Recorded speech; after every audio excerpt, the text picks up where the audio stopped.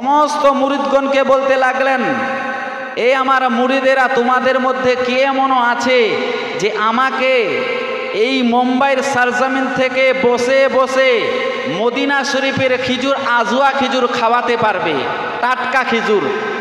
কেউ তোমাদের মধ্যে আছে এরকম যে মদিনা শরীফের খিজুর বসে বসে খাওয়াতে পারবে? সবাই চুপচাপ।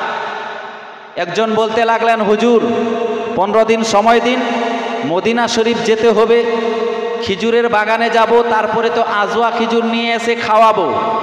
একজন বলতে লাগলেন, হুজুর 1 মাসের সময় দিন, তার মদিনা শরীফ যাব, বাগানে যাব, খিজুর পারবো, তারপরে তো খাওয়াবো। আমার মাখদুমে মহিমি বলতে লাগলেন, না, 1 মাসের সময় দেওয়া হবে না, 15 দিনের সময় দেওয়া হবে না, এখনই এখানেই বসে বসে মদিনা শরীফের খিজুর খাওয়াতে হবে। একজন পাগলা মুরিদ হাত উঠিয়ে বলতে লাগলেন, হুজুর আমি পারবো এখানে বসে বসে মদিনা শরীফের টাটকা খিজুর খাওয়াতে। বলা যাবে না সুবহানাল্লাহ? মনোযোগ দিয়ে শ্রবণ করবেন। আমি পারবো বসে বসে মদিনা শরীফের টাটকা খিজুর খাওয়াতে, তার আগে আমার একটা শর্ত। মাখদুমে মহিমি বলতে লাগলেন, বেটা কি শর্ত বলো? ওই পাগলা মুরিদ বলতে লাগলেন, হুজুর ও আমার পীর ও মুর্শিদ, চক্ষু বন্ধ করতে হবে। কি করতে হবে? চক্ষু বন্ধ করতে হবে। মাখদুমে মহিমি বলতে লাগলেন, ঠিক আছে, চক্ষু বন্ধ করবো আমরা সবাই। মাখদুমে মহিমি চক্ষু বন্ধ করলেন, সমস্ত মুরিদগণ চক্ষু বন্ধ করলেন। ওই কাফের যে প্রশ্ন করেছে সেও ওখানে বসে গেছে, সেও চক্ষু বন্ধ করলেন। কিছুক্ষণ চক্ষু বন্ধ করার পরে তারপরে পাগলা মুরিদ বলতে লাগলেন, সবাই চক্ষু খুলে দিন, হুজুর আপনিও চক্ষু খুলুন। চোখ খুলে দিলেন বাবা সবাই। মদিনা শরীফ থেকে টাটকা খিজুর নিয়ে চলে এসেছে, মাখদুমে মহিমিকে দিলেন। যত সমস্ত মুরিদগণ ছিলেন পীরের দরবারে সবাইকে একটা একটা করে আজওয়া খিজুর দিয়ে দিলেন। ওই কাফের যে প্রশ্ন করেছে, নবী মুস্তাফার মেরাজের কথা বিশ্বাস করে না, তাকেও একটা খিজুর দিলেন। সবাই খেয়ে নিলেন। মাখদুমে মহিমি বলতে লাগলেন, বেটা তোমাকে আমি বলেছিলাম যে মদিনা শরীফ যাবে, মদিনা শরীফ থেকে টাটকা খিজুর নিয়ে এসে আমাকে খাওয়াবে, তুমি কি মদিনা শরীফ গিয়েছিলে? বলতে লাগলেন, হুজুর হ্যাঁ আমি মদিনা শরীফ গিয়েছিলাম। তারপরে তুমি কোথায় গিয়েছিলে? মদিনা শরীফ থেকে খিজুরের বাগানে গেলাম। যাবার পরে তুমি কি খিজুরের গাছে উঠেছিলে? বলতে লাগলেন, হুজুর না না, খিজুরের গাছে উঠবো কি, আমার আগে দেখছি একটা মানুষ আগেই খিজুরের গাছে উঠে বসে আছে। আমার আগে একটা মানুষ আগে খিজুরের গাছে বসে আছে। মাখদুমে মহিমি পাগলা মুরিদকে বলতে লাগলেন, এই আমার পাগলা মুরিদ বলো বলো ওই মানুষটা কে ছিল? মাখদুমে মহিমির পাগলা মুরিদ বলতে লাগলেন, ওটা কোনো বাংলাদেশের মানুষ ছিল না, ইন্ডিয়ার মানুষ ছিল না, পাকিস্তানের মানুষ ছিল না, আফগানিস্তানের মানুষ ছিল না, লন্ডনের মানুষ ছিল না। হুজুর আপনি মাখদুমে মহিমি, আপনি খিজুরের গাছে ছিলেন, আপনি আমাকে খিজুর দিলেন, আর আমি আপনার মুরিদ হয়ে, পাগলা মুরিদ হয়ে খিজুর নিয়ে চলে আসলাম। বলুন সুবহানাল্লাহ। নারায়ে তাকবীর, আল্লাহু আকবার। তাকবীর, নারায়ে সালাত, নারায়ে সালাত, ওয়াসলা কি আলা হযরত, ওয়াসলা কি আলা হযরত, জিন্দাবাদ, নারায়ে তাকবীর। পাগলা মুরিদ বলতে লাগলেন, হুজুর আপনি খিজুরের গাছে ছিলেন, আপনি খিজুর দিলেন, আমি নিয়ে চলে আসলাম। ওই কাফের ব্যক্তি এখন মনে মনে চিন্তা ভাবনা করতে লাগলো। মনে মনে চিন্তা ভাবনা এটাই করতেছে বাবা, যে নবী মুস্তাফার গোলামের গোলামের গোলামের যদি এত পাওয়ার হতে পারে, আরে আমার নবী মুস্তাফার কত পাওয়ার হবে। আল্লাহু আকবার, ইয়া রাসূলুল্লাহ, জিন্দাবাদ, জিন্দাবাদ, মারহাবা মারহাবা। আমার নবী মুস্তাফার কত পাওয়ার হবে। কাফের ব্যক্তির মেমোরি হিলে গেল।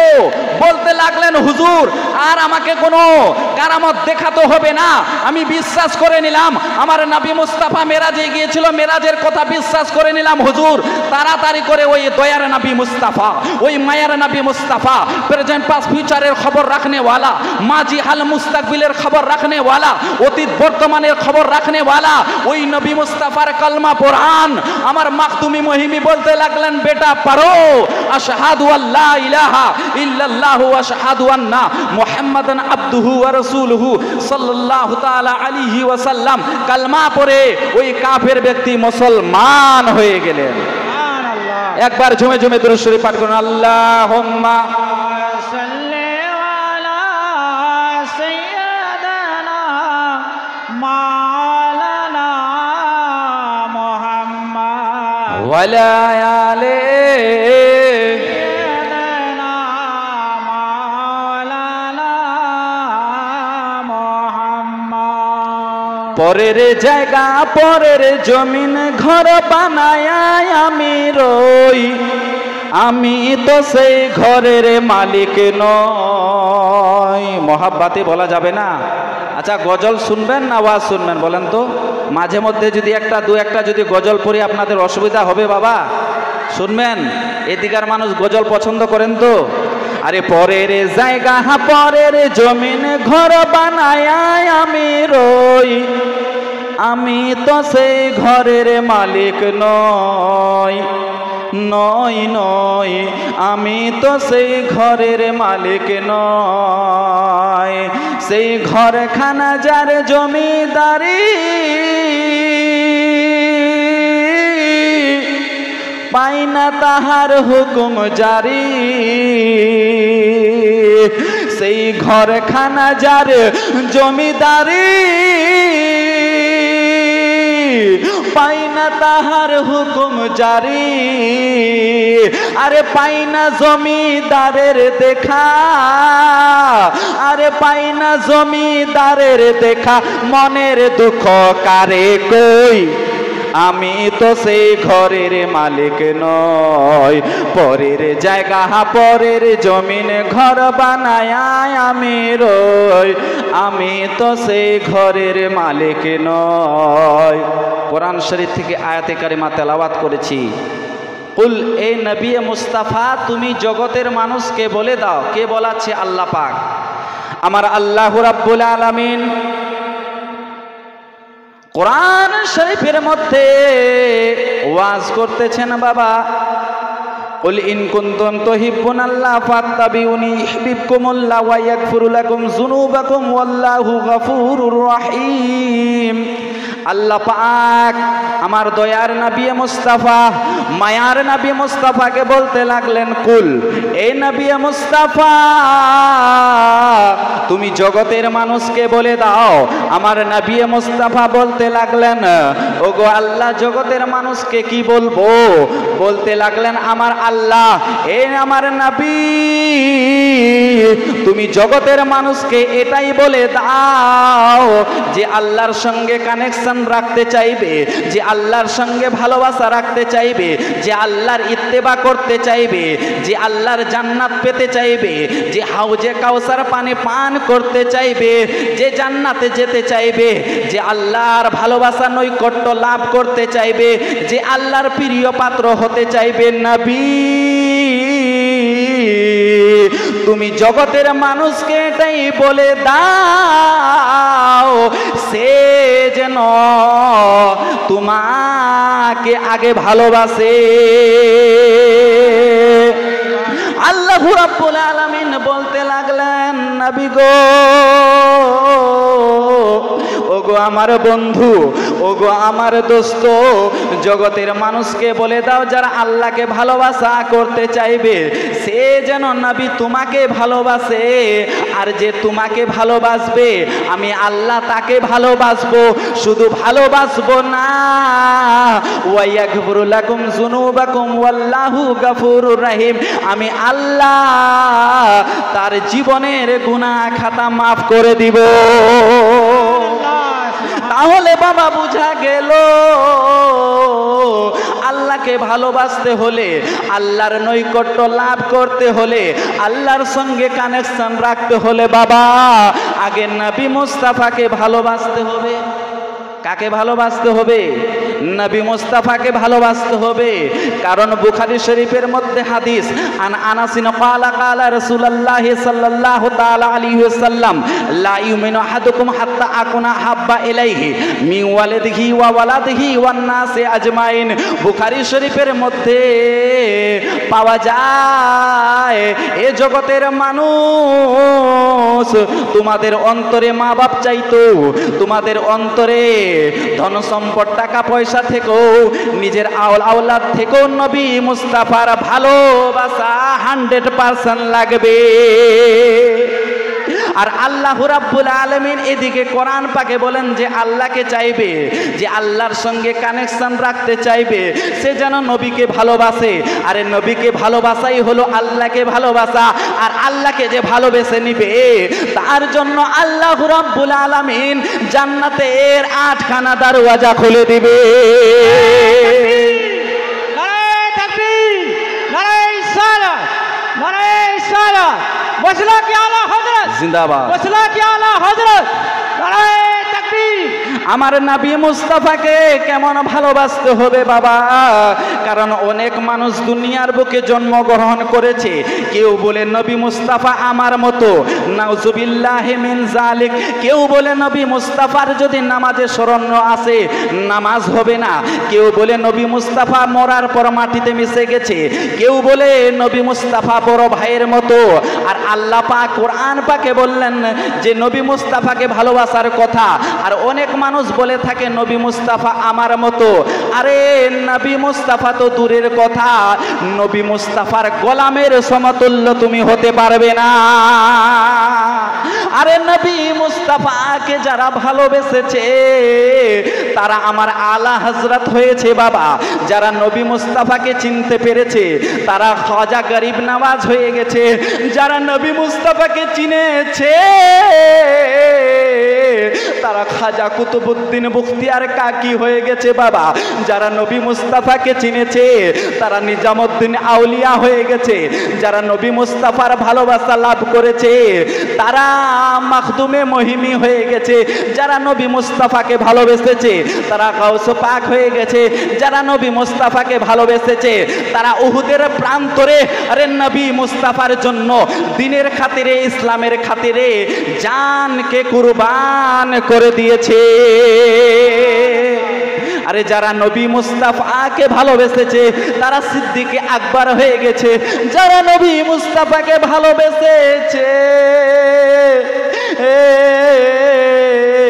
তারা ওমরে ফারুক হয়ে গেছে।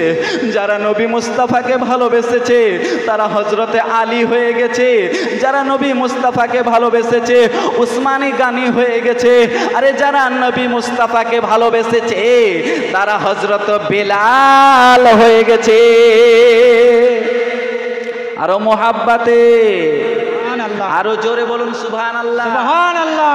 কারা কারা নবী মুস্তাফাকে ভালোবাসেন হাত তুলে বলুন তো ইয়া রাসূলুল্লাহ। যারা নবী মুস্তাফাকে ভালোবেসেছে হযরতে বেলাল হয়ে গেছে। ওই হযরত বেলাল আমার নবী মুস্তাফাকে কেমন ভালোবাসতো? ওই হযরত বেলালের মালিক যিনি ছিল উমাইয়া, হযরত বেলালের পরে এত টর্চার করতো বাবা। হযরত বেলালকে এত মারধর করতো, বলতো বেলাল তোমাকে মাঝে মাঝে দেখি তুমি কি যেন গুনগুন গুনগুন করে তেলাওয়াত করো, গুনগুন গুনগুন করে পড়ো। তুমি কি করছো বেলাল? বলো বলো। বেলাল বলেছিলেন নিজের মালিককে, আমি নবী মুস্তাফার পাগল হয়ে গেছি, আমি নবী মুস্তাফার দেওয়ানা হয়ে গেছি, আমি নবী মুস্তাফার প্রেমিক হয়ে গেছি, আমি আল্লাহর পাগল প্রেমিক হয়ে গেছি। উমাইয়া বাবা এত বেলালের পর টর্চার করে দিন রাত টর্চার করলো বাবা। বেলালকে বলতে লাগলেন বেলাল ও বেলাল, তুমি কি করো? নবী মুস্তাফার কালমা ছেড়ে দাও। নবী মুস্তাফাকে ভালোবাসা করতে হবে না, নবী মুস্তাফার সঙ্গে কানেকশন রাখতে হবে না। বেলাল বলেছিলেন, আরে গোলামানে মোহাম্মদ, আরে জান দেনে সে नहीं डरते, अरे गोलामाने मोहम्मद जान देने से नहीं डरते, अरे सर कट जाए रह जाए कुछ परवाह नहीं करते। नारे तकबीर, नारे तकबीर, अल्लाहु अकबर, या रसूल अल्लाह, मसला के आला हजरत जिंदाबाद, मसला के आला हजरत जलसा कमेटी जिंदाबाद। तकबीर। আমার যদি আল্লাহ রাব্বুল আলামিন এরকম যদি হাজার হাজার জান দিয়ে দেয়, আরে নবী মুস্তাফার জন্য কুরবান হতে রাজি আছে। ওই হযরতে বেলাল আমার নবী মুস্তাফাকে কত ভালোবাসতেন। হযরতে বেলালকে আমার দয়ার নবী মুস্তাফা ডাক দিয়ে বললেন, বেলাল, ও বেলাল, এই যে কাবা ঘর দেখছো, কাবা ঘর, কাবা ঘরের ছাদের উপরে উঠে যাও।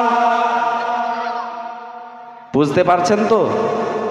কাবা ঘরের ছাদে উঠে যাও বেলাল। আমার দয়ার নবী মুস্তাফার কথা শুনে বেলাল যেন কাবা ঘরের ছাদে উঠতে আরম্ভ করেছে। বাবা টুক টুক টুক টুক করে এক পা দু পা করে যেন কাবা ঘরের ছাদে উঠে দাঁড়িয়ে আছে। আমার নবী মুস্তাফা বলতে লাগলেন, বেলাল, ও বেলাল, তুমি কি কাবা ঘরের ছাদে উঠেছো? বেলাল বলতে লাগলেন, ইয়া রাসূলুল্লাহ, ইয়া হাবিবাল্লাহ, নবী গো, ও গো মায়ার নবীজি, আমি কাবা ঘরের ছাদে উঠে গেছি গো নবী। ও আমার বেলাল, এবার তুমি আজান দিয়ে দাও। বেলাল, তুমি আজান দিয়ে দাও। বেলাল বাবা চিন্তা ভাবনা করতে আরম্ভ করেছে যে বাংলাদেশের মানুষ পশ্চিম দিকে কিবলাখানা, কিবলার দিকে মুখ করে আজান দেয়। কুচবিহারের মানুষ পশ্চিম দিকে মুখ করে আজান দেয়। পাকিস্তানের মানুষ পশ্চিম দিকে এজন্যই মুখ করে আজান দেয়, কারণ কিবলাখানা হচ্ছে পশ্চিম দিকে, সেজন্যই আমরা পশ্চিম দিকে মুখ করে আজান দিই। ভারতের মানুষ পশ্চিম দিকে মুখ করে আজান দেয়, লন্ডনের মানুষ পশ্চিম দিকে মুখ করে আজান দেয়। বেলাল, আমি যখন আজান দিয়েছি কাবা ঘর সামনে হতো, আমি কাবা ঘরের মুখ করে, কাবা ঘরের দিকে মুখ করে আমি আজান দিতাম, কাবা ঘরের দিকে মুখ করে আজান দিতাম। ইয়া রাসূলুল্লাহ, ইয়া হাবিবাল্লাহ, নবী গো, ও ওগো দয়ার নবীজি, ওগো মায়ার নবীজি, এবার আমি কোন দিকে মুখ করে আজান দিব? কারণ কাবা ঘরের ছাদে উঠেছি, উপরে তো কোনো কিবলা নেই, কোন দিকে মুখ করে আজান দিব? আমার দয়ার নবী মুস্তাফা বলেছিলেন, বেলাল, তোমাকে কোনো দিকে আর মুখ করতে হবে না, তুমি আমার দিকে মুখ করো, তোমার আজান হয়ে যাবে। আমার আল হযরত আজিমুল বরকত 1400 কিতাবের রাইটার বেরেলী সরজমিন থেকে লিখতেছেন কি, হাজিও आओ शहंशाह का रोजा देखो, हाजियो आओ शहंशाह का रोजा देखो, अरे काबा तो देख चुके हो, काबे का काबा देखो। কারণ আমার নবী মুস্তাফা কাবার বাবা, আমার নবী মুস্তাফা কাবার বাবা এজন্যই, কারণ আমার নবী মুস্তাফা যদি না হতো আমরা নামাজ পেতাম না, আমার নবী মুস্তাফা যদি না হতো বাবা রোজা পেতাম না, মা বাপকে পেতাম না, ধন সম্পদ টাকা পয়সাকে পেতাম না। আরে আপনি আমি যখন একলা কবরে চলে যাব, অন্ধকার কবরে আপনার বাবা যাবে না, আপনার মা যাবে না, আপনার অন্ধকার কবরে কেউ সাথী হবে না। ওই অন্ধকার কবরে আমার নবী মুস্তাফা